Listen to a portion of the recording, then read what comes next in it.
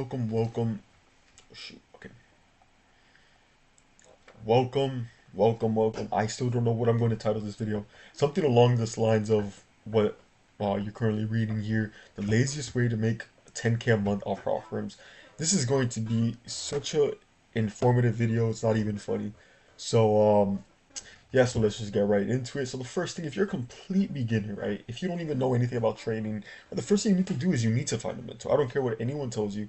You need a mentor. You need guidance. You don't learn this stuff just off YouTube. You don't learn this stuff just scrolling the internet, just random, 5-second videos on this sort of strategy. You don't learn how to trade that way. You need a mentor. Okay, I personally had a friend, right?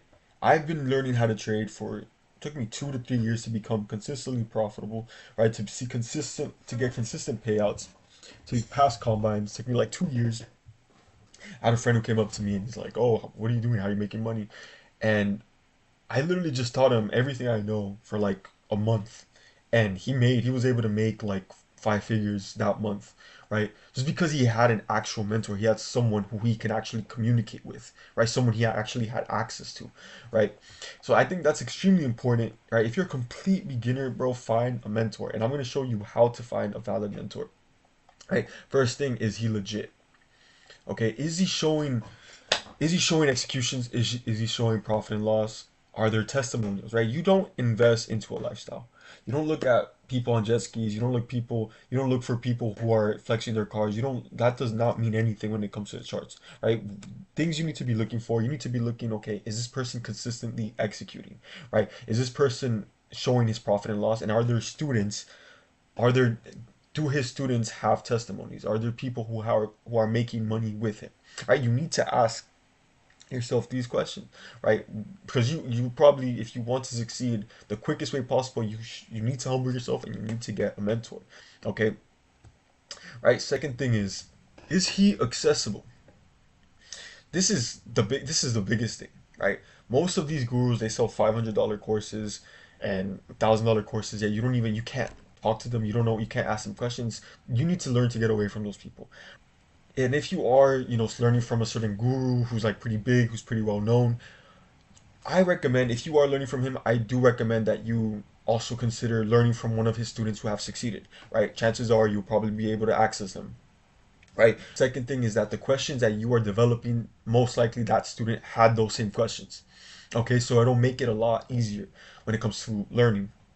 Now, the third, is he a gatekeeper, right? I have a friend, right, who bought like a $500, $1,000 course or mentorship or whatever, and this dude is out here trying to be all like hide stuff and gatekeep, and is like, oh, if bro, don't look at people like that, bro. Okay, I know obviously there are gonna be times that people like, you don't want to share everything that you're learning, right? Especially if it takes years for you to learn it.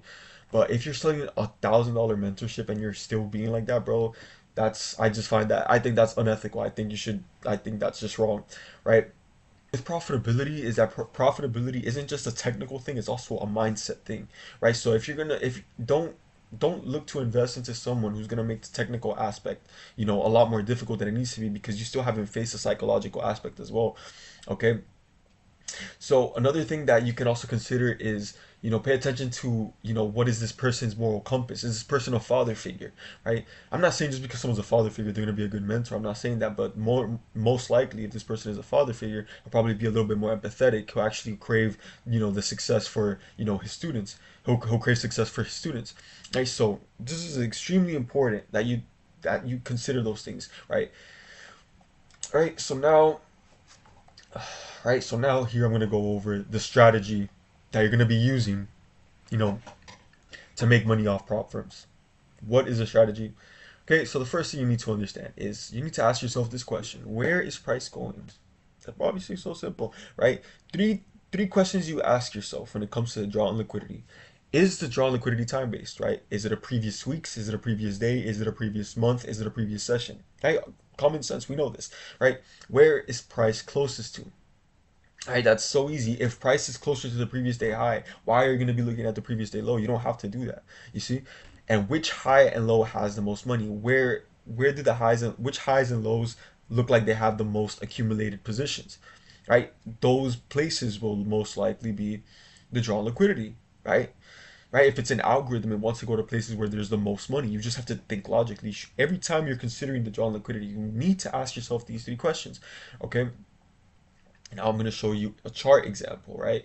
And this is actually something that I predicted live, and it's not really too difficult to predict, right? Creating New York session, right? So my draw on liquidity is going to be these highs right here, right? When it comes to draw on liquidity, you always want to ask yourself where's price closest to, and where is price, uh, which high or which low has the most liquidity, right? If you compare, this low to these highs, obviously you can tell that these highs have more liquidity than these lows, right? So so what I'm going to be anticipating for this trading day is I want to see one of the asset classes come take out uh previous day high, and then eventually return into the 3 week opening gap.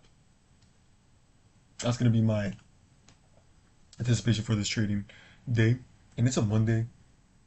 But if we get, and usually I don't trade Mondays, but since this week we're probably gonna have low probability price action, I'm gonna be anticipating for price to be a little bit more volatile.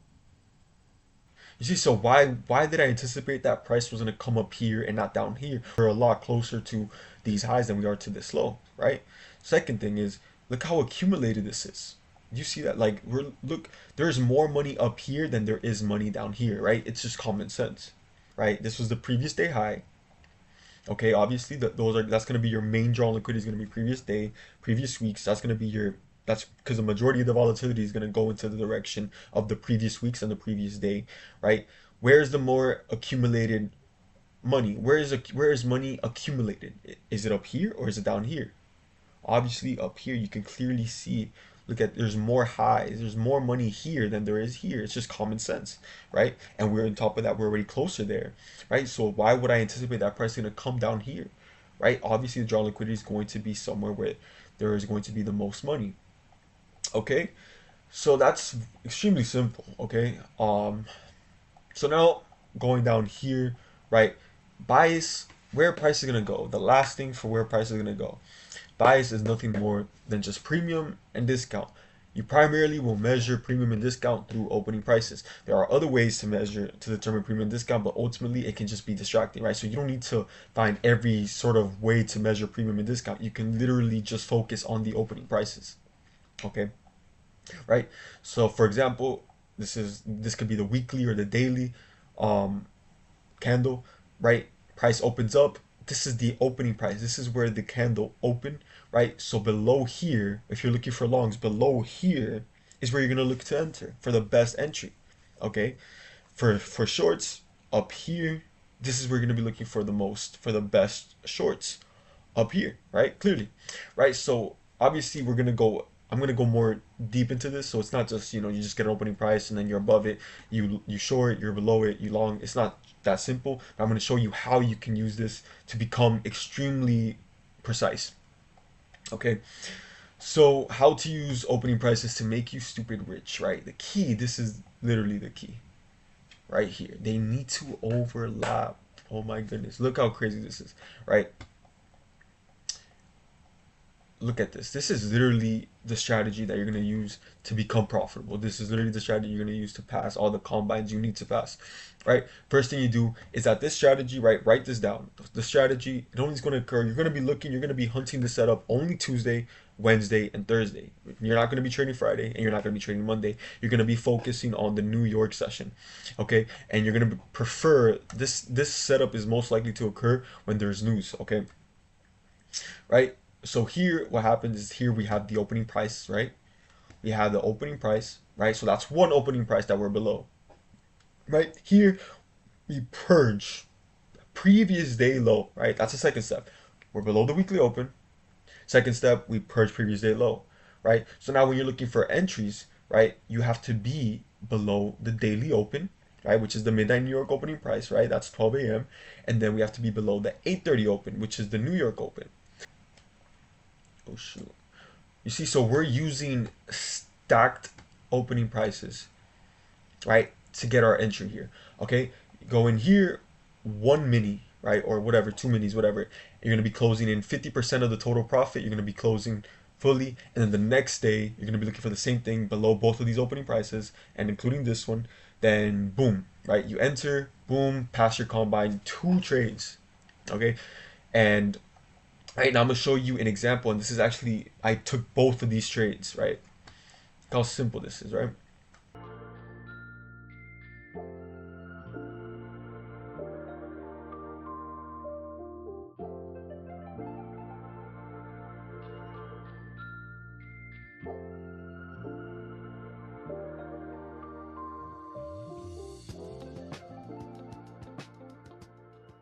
First thing you have here, we purged Monday's liquidity, right? When did this happen? This happened during Tuesday. This happened Tuesday. We purged Monday's liquidity. Came in midnight New York open. We're above the midnight New York open. We're above the 8:30 open, and we're above the weekly open. See, we're above these three. That's an overlapping premium. Yeah, that's an overlapping. That's an overlapping. That's a stacked opening price. And here took this trade, entered right here, and then price boom closed at a 1500. Went 50% on my combines. Okay, that second day,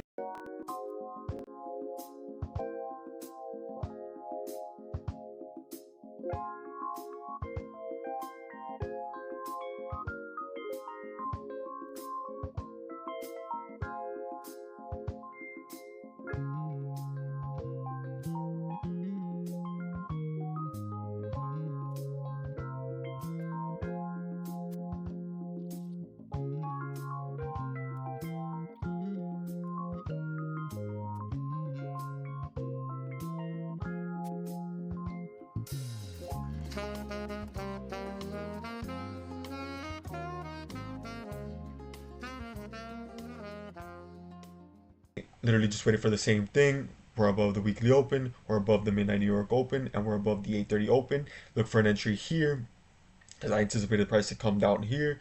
Boom, past the combine in literally 2 days.